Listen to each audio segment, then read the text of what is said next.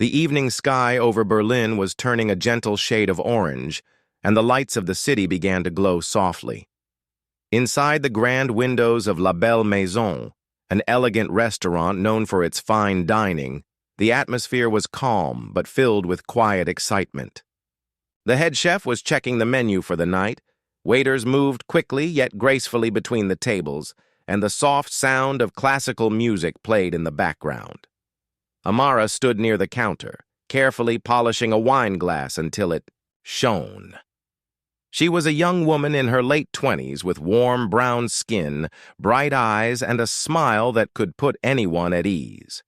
She had been working at La Belle Maison for almost a year now. It had not been easy to find her place in a foreign country, but she had worked hard to learn the ways of the city and the needs of the guests. She loved her job, not only because it paid her bills, but because it allowed her to meet people from all over the world. Tonight, however, was no ordinary night. A very important guest was expected, Klaus Ritter. His name alone carried weight in business circles. He was one of the richest men in Germany, known for his investments, his luxury lifestyle, and unfortunately, his sharp tongue. Stories among the staff painted him as a man who could be charming in public but demanding and cold in private. No one wanted to make a mistake when serving him. "Amara," said Jonas, the restaurant manager, stepping up beside her. He was tall, thin, and always wore a perfectly pressed suit. "You will be at the private table tonight. Mr. Ritter requested the most experienced service staff, and you are among the best we have." Amara nodded with quiet confidence. "I understand. I will take care of it." Jonas gave her a small smile, though his eyes hinted at concern. "Just remember, he can be difficult. Stay polite at all times." The private dining area was a small section in the back of the restaurant, separated from the main hall by a tall glass wall and a sliding door. The table was already set with crystal glasses, silver cutlery, and a centerpiece of fresh white lilies. Amara took a deep breath before going inside to double-check everything. She adjusted the napkins, moved the water glasses slightly to the right, and made sure each fork and knife was perfectly aligned. The clock struck 7, and just a few minutes later, the sound of expensive shoes clicking against the polished floor announced his arrival. Klaus Ritter stepped inside with an air of authority. He wore a dark tailored suit, a silver watch that caught the light, and an expression that said he owned the room. Behind him was another man, tall, with kind eyes and a calm face, likely a business associate.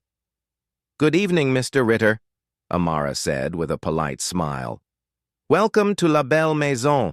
May I show you to your table?" Klaus barely glanced at her and gave a short nod as if speaking to her was unnecessary. His companion, however, offered a friendly "good evening" in return. Amara led them to the private table, pulling out a chair for Klaus first, then for his guest. Once they were seated, Amara handed them menus. "Would you like still or sparkling?" "Water to start?" "Sparkling," Klaus replied quickly without looking up.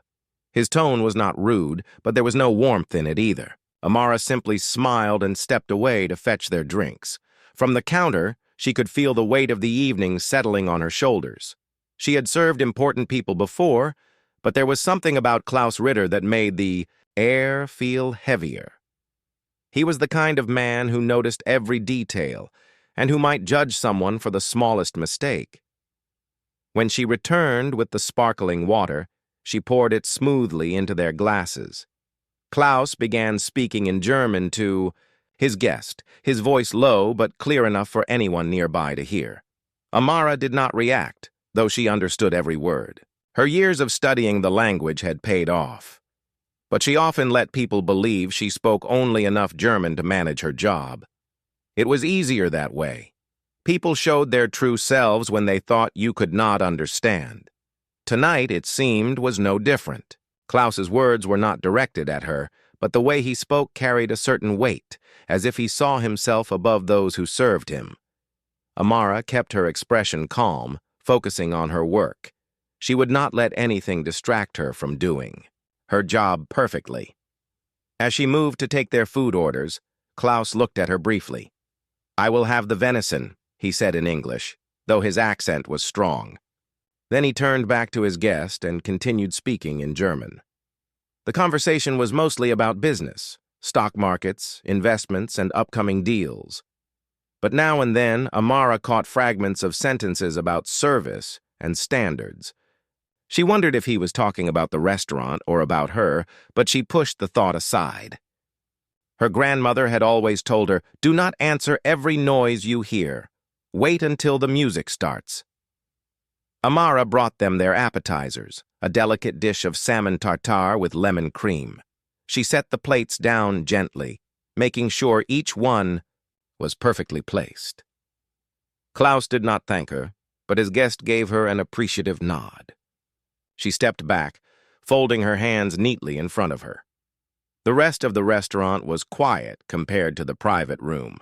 Here, the tension was thin but present, like a string stretched too tight. Amara could feel that this night would not be just another shift. There was something in the air, something unspoken, that made her more alert than usual. For now she focused on her role, silent, professional, and invisible in the way good service staff often are. But somewhere deep inside, she knew that before the night was over, this table would see more than just the warm golden light in the private dining room gave the illusion of comfort. But Amara could feel the undercurrent of something sharper. She moved quietly between the counter and the table, serving dishes and refilling water without disturbing the conversation. Her steps were steady, her posture straight, her smile calm. Klaus Ritter leaned back in his chair, holding his fork lightly between two fingers. His voice lowered, but in the stillness of the room it carried just enough for her to hear. He spoke in German, his tone casual but edged with a kind of amusement. "She is trying hard," he said to his business partner, "but she doesn't belong in a place like this. You can tell she is not from here. The way she moves, the way she serves, it is practiced, not natural." The other man, whom Amara had learned was named Herr Vogel, frowned slightly and glanced in her direction. "She seems very professional to me," he replied in a neutral tone. Klaus gave a soft laugh. "Professional, yes. But this restaurant is about elegance, tradition. Some things cannot be taught. You either have it in your blood or you don't." Amara continued to arrange a fresh bread basket on the table, her hand steady even though her heart gave a small, sharp thump. She kept her eyes on the linen cloth as if she had not understood a single word. In truth, she understood every syllable. Years ago, when she had arrived in Germany, she had worked day and night to master the language, not just the words but the way people used them, the rhythm of their sentences, the expressions between lines. She had learned to listen as well as speak. Klaus continued speaking, not bothering to lower his voice further. "It is not her fault, of course. People come here thinking they can become something they are not. But it takes generations to belong. You cannot just arrive and fit in." Herr Vogel stirred his soup slowly, clearly uncomfortable with the direction of the conversation. "Klaus," he said quietly, "perhaps you are being unfair." "Unfair?" Klaus's eyebrows lifted, his tone almost amused. "I am simply observing. You know me, I say what I see." Amara turned to leave the table, her movements smooth and precise, but her mind was no longer on the breadbasket. A soft warmth rose in her chest, not anger exactly, but something stronger, something that demanded patience. Her grandmother's voice echoed in her memory. "The wind can blow down a branch, but it can also carry a seed. Choose what you want to be." She walked back to the service station where a tray of drinks awaited her. She took a slow breath, filling her lungs, letting her heartbeat return to its steady rhythm. If Klaus believed she could not understand him, then that was his mistake. And sometimes, mistakes had a way of revealing themselves without force.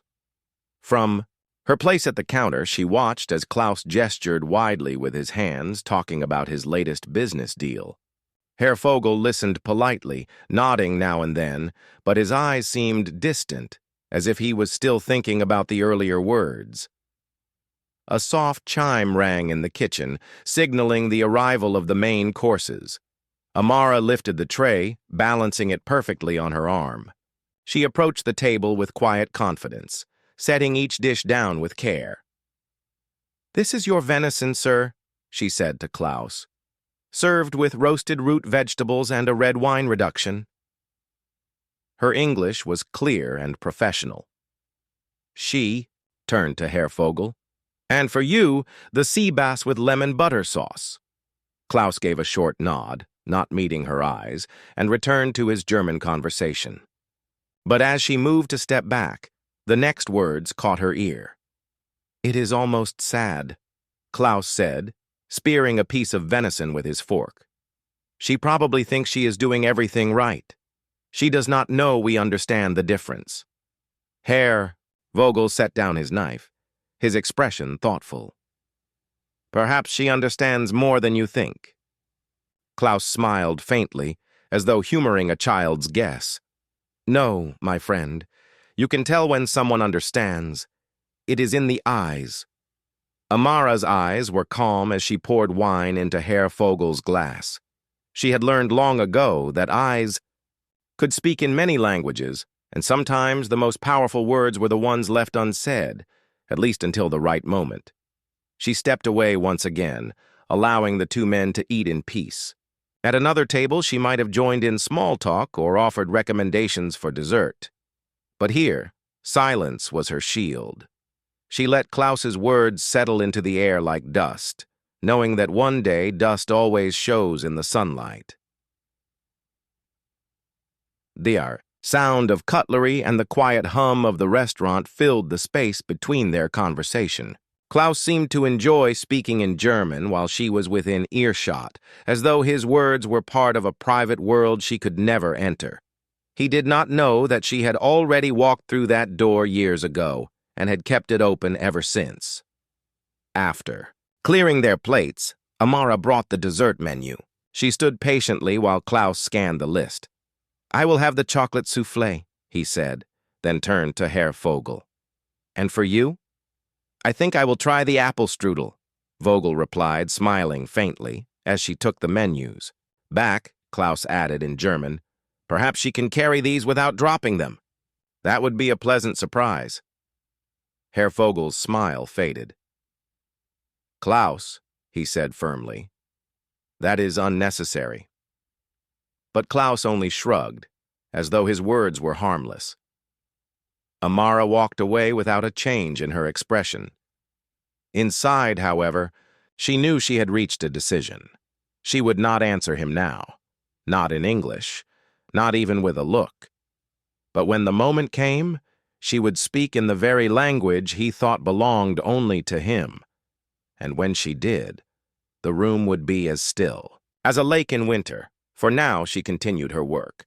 She served the soufflé and the strudel with the same care she had shown all evening. She refilled their glasses, replaced their cutlery, and kept her smile warm and steady. But behind that smile was a quiet fire, one that waited for its time to light the air. And though Klaus Ritter could not see it yet, the wind was already changing. The night inside La Belle Maison moved forward with its usual grace. The main dining area hummed with the soft clinking of glasses, low voices, and the faint notes of a piano drifting from the corner. But in the private dining room, the air felt different. It was quieter here, yet heavier, as if each word spoken carried more weight than the plates on the table. Amara moved about calmly, her hands steady, her mind sharp. She had always believed that strength did not have to be loud. Some battles were not won with quick replies, but with patience and timing. Her grandmother's words returned to her again and again. The strongest reply is the one that makes the other person hear themselves. Klaus Ritter was still speaking in German, his voice smooth but layered with a kind of quiet superiority. Herr Vogel answered politely, but Amara noticed how often his eyes dropped to the table, as though he wished the conversation would turn in a different direction. When Amara returned with the bill for the main course, Klaus glanced at it briefly, before looking away, continuing his discussion about market strategies and property acquisitions. His tone was confident, the kind of confidence that came from years of being in control, of expecting others to listen without question. Amara's movements were graceful as she cleared the table, but her thoughts were alert. She could feel that moment approaching, the one she had been waiting for since the first careless remark he had made. But it could not be forced. The moment had to come naturally, when the air was right, when silence would make the impact even sharper. From the corner of her eye, she saw Klaus raise his hand slightly to get her attention. "Waitress," he said in English, "I would like to make a special order, something off the menu." "Of course, sir," Amara replied politely. "Please let me know what you would like." He turned to Herr Vogel and switched to German, his words flowing quickly. "This will be interesting. I will order it in German. Let us see how she manages."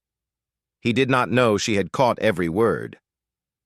Klaus leaned back in his chair, folding his arms as he spoke.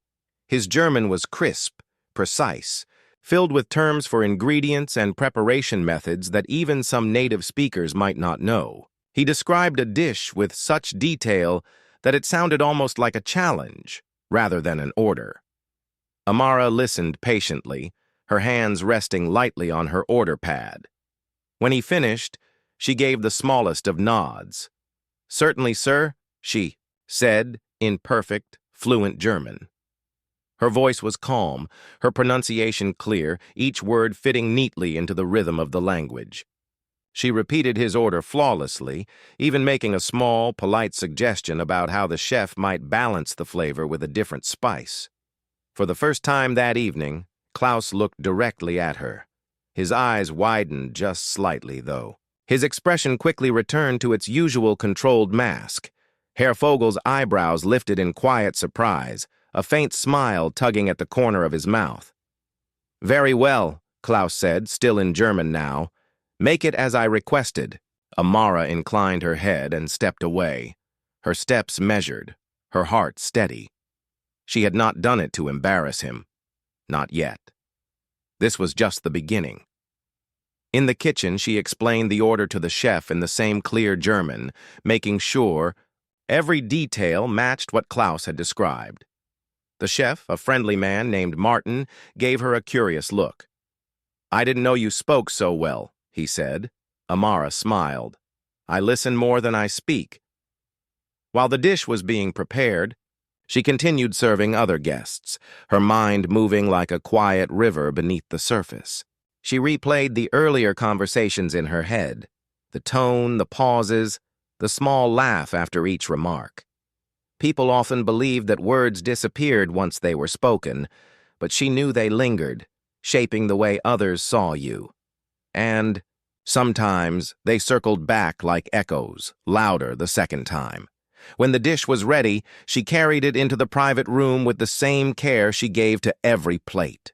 She set it down in front of Klaus, describing it in German exactly as the chef had prepared it, including the small spice adjustment she had suggested. Klaus nodded once, picking up his fork, but there was a flicker in his eyes now, a sign that he was no longer entirely at ease. Herr Vogel gave a soft chuckle. "I suppose you do understand more than most people think," he said to her in German.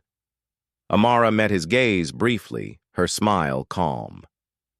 "Sometimes it is better to listen first," she replied, before stepping away. The rest of the meal passed in relative quiet. Klaus seemed more thoughtful now, speaking less, his earlier casual remarks replaced with polite, general conversation. But Amara could feel the tension shifting. She had shown a small part of the truth, and now he knew she had been hearing everything all along. Still, she was not finished. Words had power, but timing gave them weight. And she wanted the weight of her next words to land exactly where they would be remembered. She cleared the plates when they were done, thanking them in German. As she moved toward the door, she caught the faint sound of Herr Vogel saying something to Klaus in a low tone.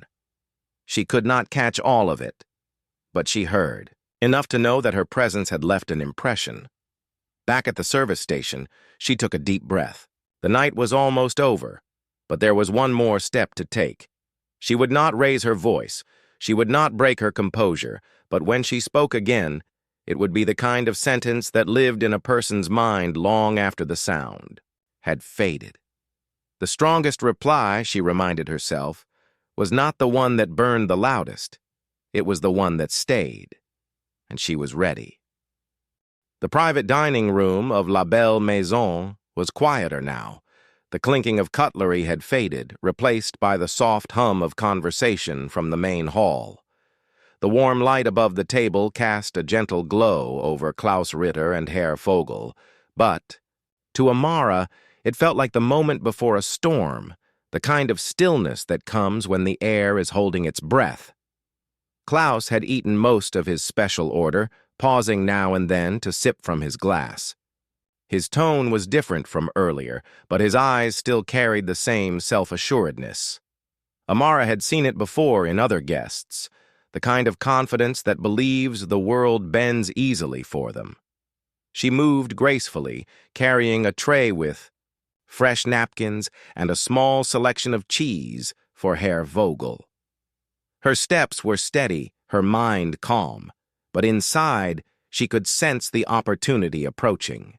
It was like standing at the edge of a river, waiting for the right moment to step across. She set the tray down. Klaus leaned back in his chair and spoke in German once again. His voice was louder now, as if to make sure she could hear, yet still framed in a tone that suggested she was not part of the conversation. "I must admit," he said to Herr Vogel, "this meal has been acceptable. The service is efficient. But efficiency is not the same as elegance. You cannot teach a certain presence. It is something one is born into." Amara did not react, though the words brushed against her like a cold breeze. She simply placed the cheese carefully in front of Herr Vogel, folding the napkin beside it. Herr Vogel's expression tightened slightly. "Perhaps you judge too quickly," he said. "Presence is not always in the surface. It is in the way a person carries themselves when no one is watching." Klaus gave a short laugh, lifting his wine glass. "A nice thought. But you and I both know the difference when we see it." Amara straightened, holding the tray lightly at her side. She could feel the air change, the way conversations sometimes take a turn without anyone realizing until it happens. This was the moment she had been waiting for. "Mr. Ritter," she said in fluent German, her tone even and respectful, "may I recommend a dessert that would pair perfectly with the wine? You are drinking? Our chef has prepared a seasonal plum tart with vanilla cream. It has a balanced sweetness that would complement the notes of your Riesling." The room seemed to pause. Klaus lowered his glass slowly, his eyes fixed on her. Herr Vogel looked, between them with quiet interest. Amara continued without hesitation. "Of course, if you prefer something lighter, the lemon sorbet is also excellent. It will refresh the palate after the richness of the venison." Her words were precise, her pronunciation flawless. There was no trace of uncertainty, only the steady confidence of someone who knew exactly what they were saying. Klaus did not speak for a moment. His usual composure was there, but his eyes showed a flicker of something different, surprise, perhaps even discomfort. He had spent the entire evening assuming she could not understand, and now the truth stood before him in perfect clarity. "See," he said finally, also in German. "You speak the language well." Amara offered a small, polite smile. "I have lived here long enough to learn, sir. And I listen carefully. It is a skill that helps me serve our guests better." Herr Vogel's lips curved into a faint smile. "Indeed," he said softly, glancing at Klaus. "It seems she listens very well." Klaus set his glass down, his fingers tapping lightly against the stem. "Very well," he said at last. "I will try the plum tart." "Certainly," Amara replied, still in German. "I will bring it shortly." As she walked away, she felt the shift in the room. It was subtle, like the first drop of rain before a storm, but it was there.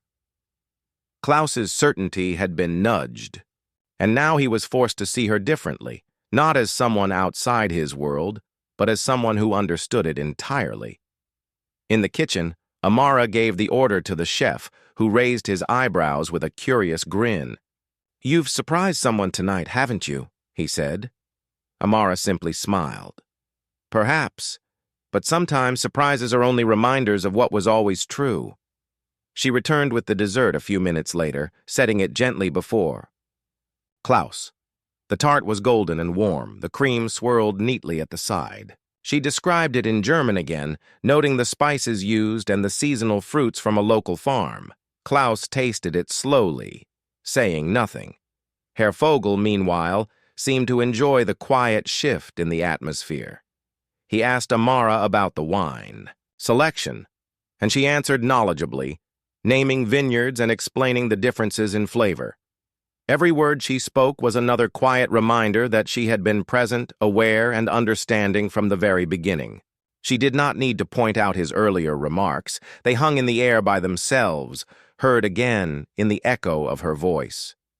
By the time Klaus finished his dessert, the balance in the room had changed completely. His conversation was polite now, measured, careful in a way it had not been before. He seemed to be thinking before speaking, as though each word might carry more weight than he intended. Amara cleared the plates, thanked them, and stepped away. She did not feel the need to glance back, because she knew, without a doubt, that her presence had been felt. The opportunity had come, and she had taken it, not with anger or sharpness, but with precision and grace, and the night was not over yet. The private dining room had a different feel now.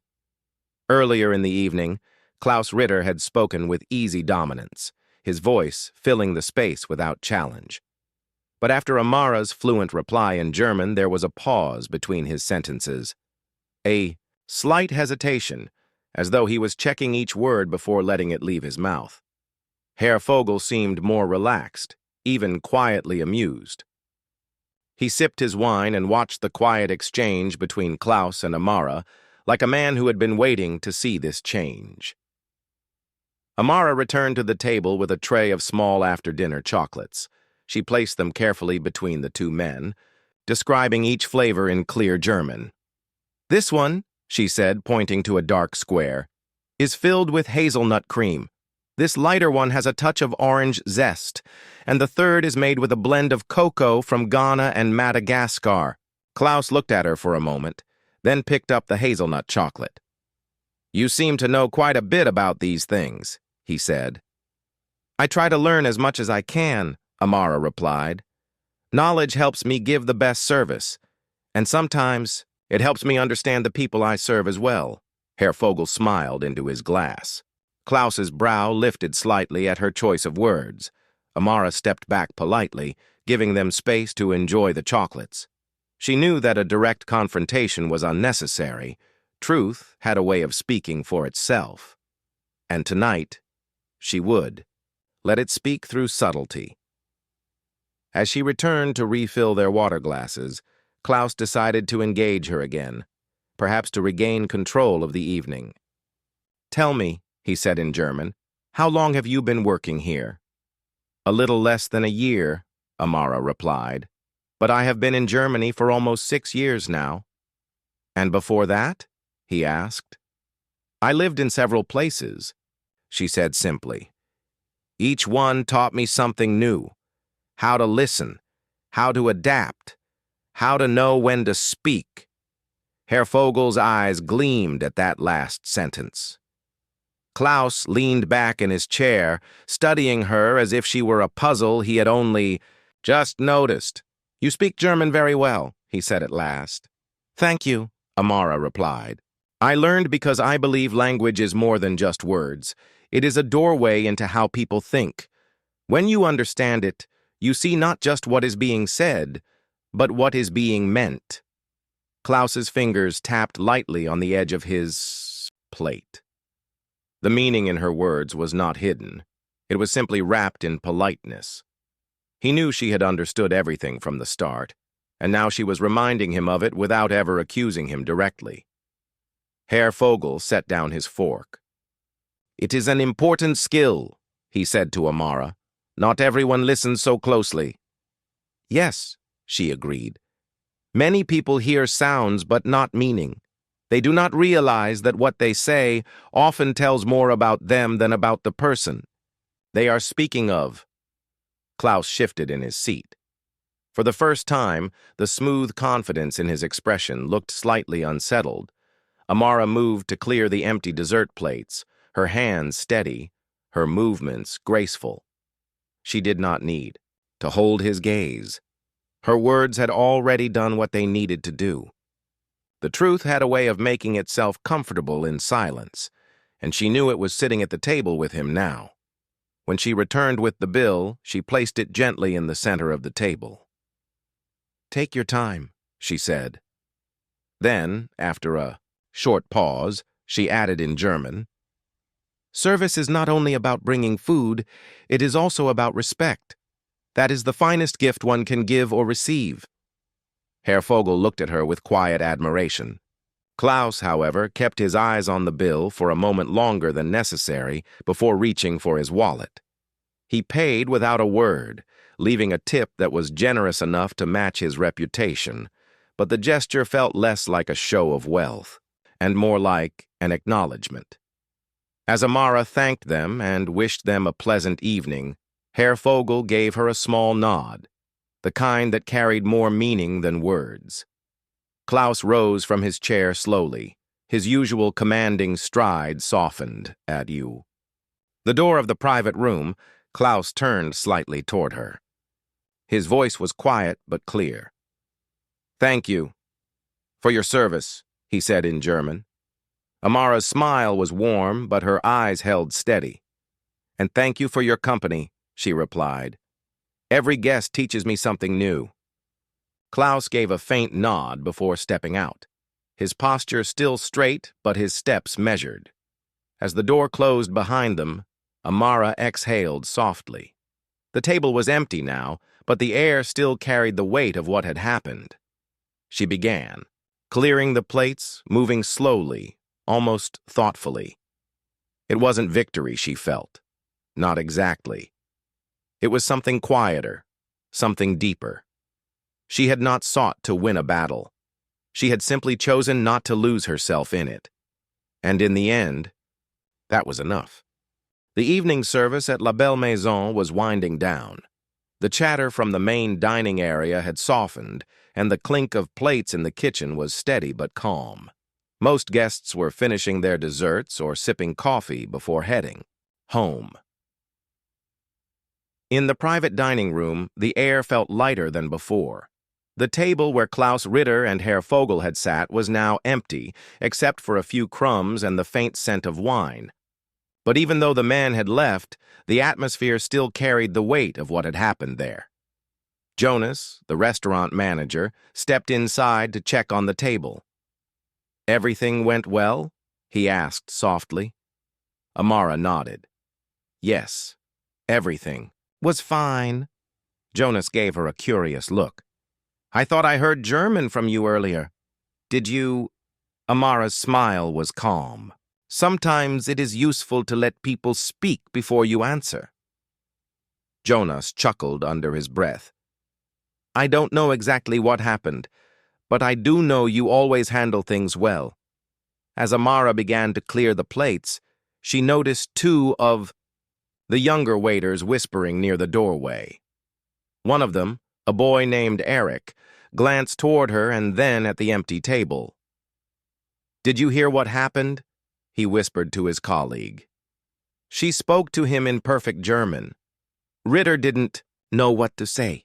The other waiter's eyes widened. "Really? He thought she didn't understand?" Amara said nothing, simply carrying the plates to the kitchen. She wasn't interested in turning the night into a story for gossip, but she knew word would spread. It always did. In the kitchen, Chef Martin was wiping down the counter.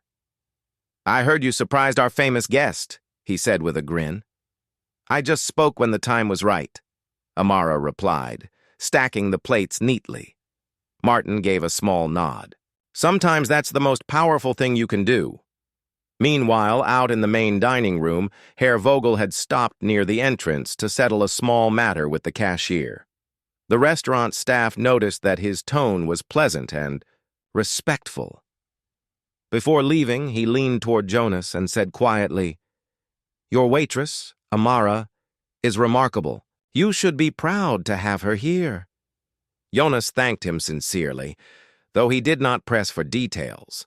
He understood that such praise was rare from guests of that level. Outside, as Klaus and Herr Vogel stepped into the cool night air, a faint tension hung between them. Klaus was unusually quiet, his hands in his coat pockets. Herr Vogel broke the silence. "You know," he said gently, "you could have left tonight with only good memories. Instead, you left with a reminder." Klaus glanced at him. "A reminder of what?" "That respect is not something you give only to those you think deserve it. It is something you give because it shows who you are." Klaus did not answer immediately. The city lights reflected in his eyes as they walked toward a waiting car. He was a man used to controlling the room, but tonight had been different. Someone he had underestimated had shown him, without anger or accusation, that he was wrong. And she had done it with more grace than most people would have. Back inside, Amara finished polishing the last glass.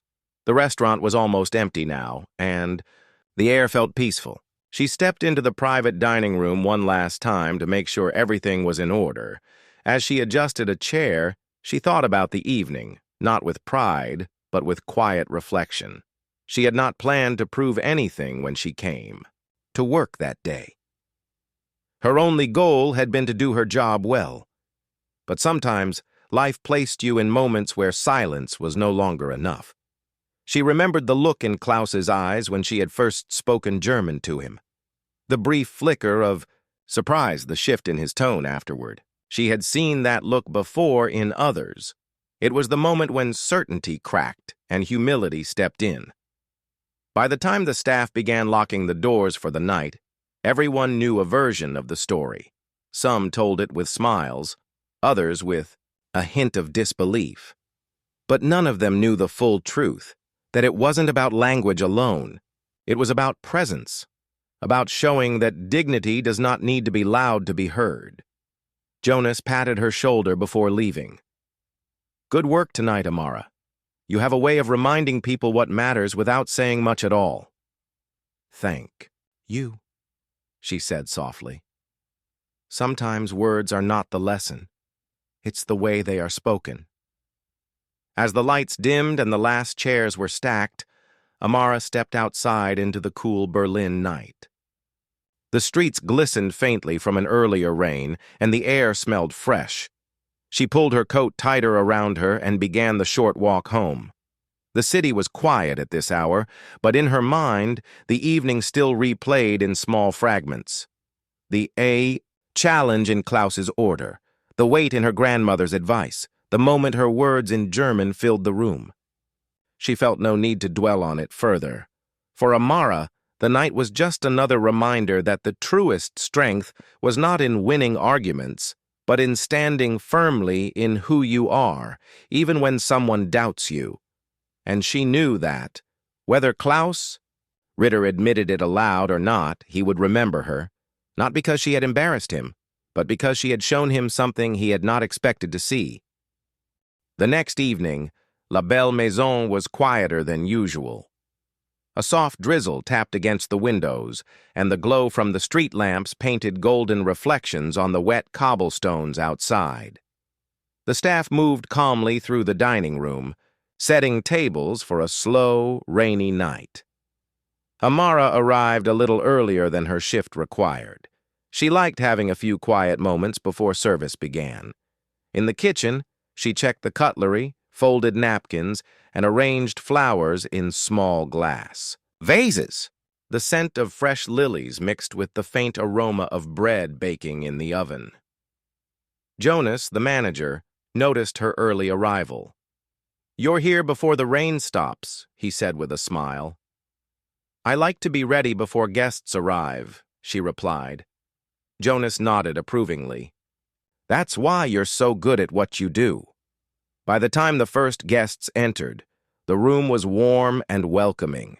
Conversations began softly, the sound blending with the gentle rain outside. Amara moved with her usual grace, attending to each table without hurry. Halfway through the evening, the front door opened again, and in walked Klaus Ritter.